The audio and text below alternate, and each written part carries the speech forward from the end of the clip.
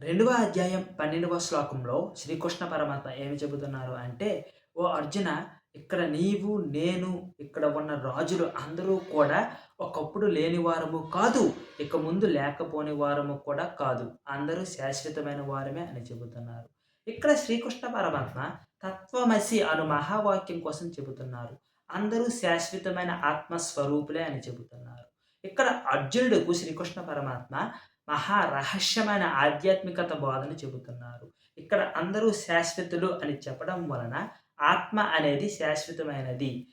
మనం దేహం కాదు, ఆత్మ స్వరూపులము అని మనం తెలుసుకోవచ్చు. ఇక్కడ అందరూ శాశ్వతులే అని తెలియజేయడం వలన మనం ఎందుకు మరణం కోసం భయపడాలి? ఇతరులు మరణించినప్పుడు దుఃఖించాలి. మనం దుఃఖించవలసిన పని కూడా లేదు. ఇక్కడ భగవంతుడు, శిష్యుడు, భక్తుడు అని తేడా లేకుండా అందరూ కూడా ఆత్మస్వరూపులే అని తెలియజేయబడింది ఈ శ్లోకంలో.